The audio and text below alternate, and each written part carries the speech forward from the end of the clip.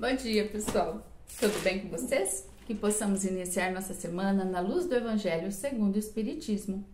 Capítulo 16 ainda, servir a Deus e a Mamon. Ainda falando das fortunas, tá? Da aplicação da fortuna. O homem, ele é o administrador dos bens. Nós, né, somos o administrador dos bens que Deus nos confia. E por sermos o administrador, nós teremos que prestar conta dos bens que foram confiados a nós. Independe se é uma grande fortuna ou se é uma pequena fortuna, algo pequeno, não importa. Algo que foi confiado a nós, nós teremos que prestar conta. E o mau emprego dessa fortuna é quando consiste utilizar essa fortuna somente para o nosso próprio bem, simplesmente para a nossa satisfação pessoal. Isso, na verdade, é um péssimo emprego dos bens que foram confiados a nós. Agora, é considerado, sim, um bom emprego, né? O bom emprego desses bens, quando dele resulta o bem também para outras pessoas, né? E não somente para si próprio, não somente para nós, mas quando a gente faz do bem que nos foi confiado algo para o outro, quando resulta algo bom do emprego desses bens também para o próximo. E a beneficência é apenas uma delas, um dos modos de empregar a fortuna, né? A fazer a caridade, às vezes, né, aqueles bazar beneficente, baile, jantar e tal, você tá utilizando, tá fazendo, né, isso tudo para ajudar alguém, né, alguém que já está necessitado. Quando a gente faz isso é para ajudar alguém que já está necessitado. Então você utiliza isso para aliviar a miséria atual, aplacar a fome, preservar do frio e dar asilo ao abandonado. Mas um dever igualmente imperioso, igualmente meritório, é o de prevenir a miséria. E como? Usando, sobretudo, a grande fortuna, né? Usando, né? Fazendo desse bem que foi confiado, a missão das grandes fortunas, pela possibilidade de proporcionar trabalhos de toda espécie. Então, não já você socorrer alguém que já está lá todo miserável. Não, é usar essa grande fortuna para proporcionar um trabalho. Para não deixar que isso aconteça. É como se fosse uma prevenção da miséria, né? E mesmo que elas tivessem de tirar um proveito natural, o bem não deixaria de existir, pois o trabalho desenvolve a inteligência, exalta a dignidade do homem. Gente, isso me lembra muito a minha professora de infância, dessa frase: o trabalho dignifica o homem. Eu nunca esqueci, acho que eu escrevi tanto e não sei, sempre me lembro. Então, o trabalho desenvolve a inteligência, exalta a dignidade do homem, sempre satisfeito de poder dizer que ganhou o seu próprio pão, enquanto a esmola humilha e degrada. Então, gente, às vezes, acho que foi até a Madre Teresa de Calcutá que fala, que às vezes, né, que fala-se muito de ensinar a pescar e não dar o peixe ali. Só que dependendo da situação, há a necessidade de você dar o pão, de você dar o peixe, de você dar a esmola, tal a situação que o ser está vivendo, né, que o nosso irmão está vivendo. Só que tudo bem, até um certo ponto. Depois, a necessidade, e aí é a missão das grandes fortunas gerar isso, gerar a oportunidade do homem ganhar o próprio pão. Você entende que é diferente? Olhemos por nós. Se você só recebe e você não tem oportunidade de ganhar, de contribuir, a gente vai sentindo até de certa forma inútil. E já se diz das relações, né? Que quando só uma parte dá e a outra só recebe, gera um desequilíbrio na relação. E assim é também com os outros, que também é um relacionamento. Se o outro só recebe, é essa sensação de humilhação, de degradação.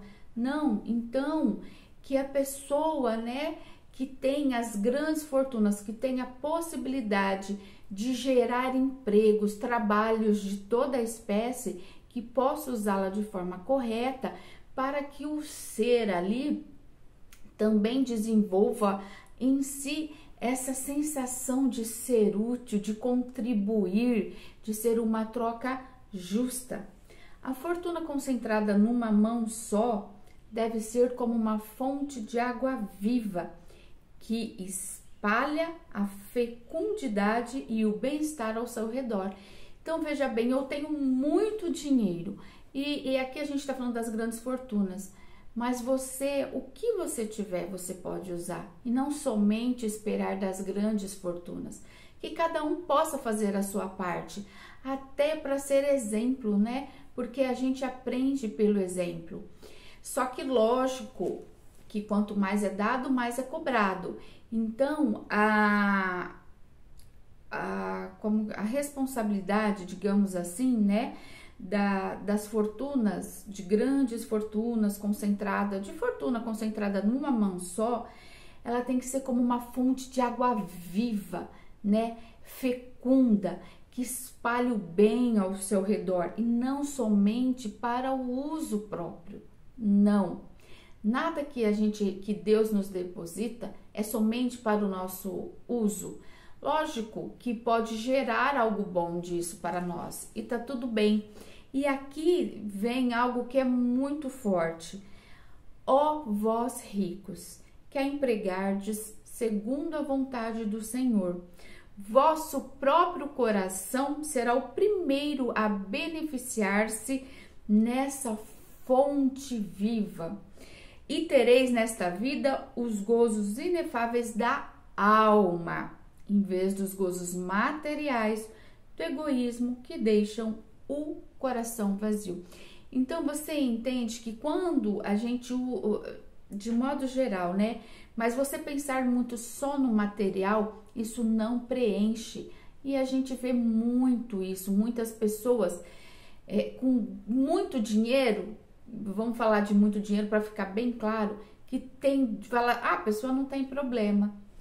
Você vê a pessoa se envolvendo com drogas, com álcool, com depressão, às vezes suicídio, entre tantas coisas. Então, o fato de você ter o dinheiro, a matéria, uma vida material muito boa, não significa que você é feliz, que a pessoa é feliz. A pessoa não tem problema, porque, vou até repetir, os gozos materiais do egoísmo deixam o coração vazio. Então, às vezes, você tem tudo isso, você tem a matéria, mas isso não preenche o coração. A matéria não preenche. Nós estamos no mundo material, ok, precisamos da matéria, mas não para viver, né? Mas não é isso que preenche o coração, não é isso. Ó, vós ricos que empregardes a fortuna segundo a vontade do Senhor, vosso próprio coração será o primeiro a se beneficiar, porque terá um coração preenchido do que realmente preenche, do que realmente tem sentido, né? Que é o fazer o bem, que é a caridade, que é o amor. Isso, o amor, a caridade que nos deixa mais próximos de Deus, não é a matéria. Então, isso explica bem tudo isso, né? A alma se preenche dessas coisas, não é o material que nos preenche. Então, a gente tem que fazer a fortuna se tornar produtiva. E eu fazendo a fortuna se tornar produtiva, automaticamente há esse preenchimento espiritual em mim, entende? Então, lógico, eu tenho essa fortuna, Deus me confiou, o que ela me proporcionar de material, de coisa boa e tudo bem, ótimo, que bom, desde que ela esteja sendo produtiva para os outros também. Entende? Então, quando você lê, você estuda, que você entende Até o fato de você lidar com o dinheiro que você tem te deixa mais tranquilo porque você está usando de forma correta. Jesus, ele falava muito de esmola, mas como sempre a gente diz aqui, né? Porque no tempo em que Jesus vivia era diferente, o entendimento era diferente, não se conheciam os trabalhos, não tinham indústrias, artes, né? Então era diferente. Mas tudo que nos é confiado não é somente para nós. Está sendo confiado para nós por algum motivo, porque eu tenho mais capacidade, porque eu estou tendo, está sendo, é merecimento da minha parte receber? Ok, que bom, gratidão por ter alcançado isso, né? É mérito nosso. Só que não é somente para o nosso uso, tem que tornar essa fortuna produtiva para os outros também. A responsabilidade é muito grande. A todos os que podem dar pouco ou muito, que deem. É o que eu falei, a fortuna é grande, é pouco, não importa. Se você pode dar, fazer algo, seja material ou não, faça. Dá esmolas quando necessário, mas o quanto possível convertei-a em salário, a fim de que aquele que a recebe não tenha do que se envergonhar. Então a gente dê a esmola sim quando necessário, né? Como eu disse agora há pouco da Madre Teresa, às vezes a pessoa está necessitada naquele momento que ela precisa de uma esmola, mas o quanto possível que a gente possa converter em salário, para essa pessoa se sentir valorizada, de ter dignidade de ganhar o próprio pão e não de se sentir degradado, humilhado, de só receber. Não, que ele se sinta valorizado, que esse ser sinta filho de Deus, sabe? Sinta, conheça o seu valor, de que ele é capaz, de que ele pode, tá bom?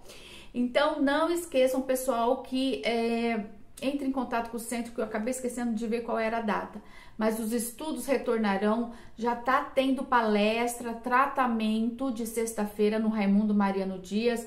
Vamos voltar para o centro, vamos buscar conteúdo, alimento espiritual que nós estamos precisando, tá bom?